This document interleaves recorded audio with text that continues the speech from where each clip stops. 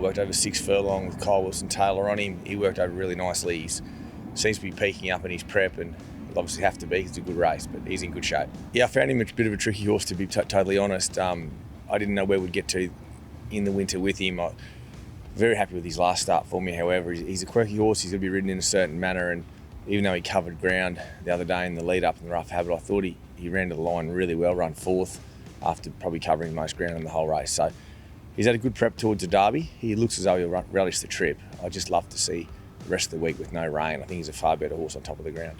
It was a really good run in the Rough Habit the other day. He was wide without cover and fought on strongly. He's really thrived since being there, and I've been fortunate enough to get on him, and he ran well in the Guineas and then stepped that up again. Like I said, in the Rough Habit, he was wide without cover, albeit it probably suited being a bit wider on that day.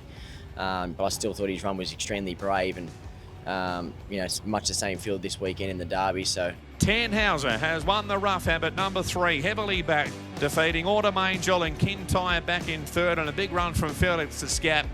Obviously you've got the filly of Moody's and the winner of the Rough Habit, but apart from that, I think it's quite an even field, and if he's improved out of that race, like I said, he's going to be competitive, that's for sure.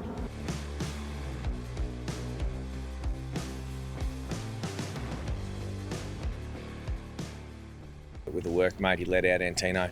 Worked really nice, just nice, comfortable work. He had a jump out last week at Doomben.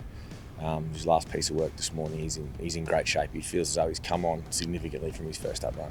He's got a really big heart lung on him, and so provided his stride length and his recoveries are where I want to see, visually the work is very standard for him. It was actually quite nice work. I lead him out in front of another gallop mate most of the time, and I was very happy with the way the horse appeared to gallop.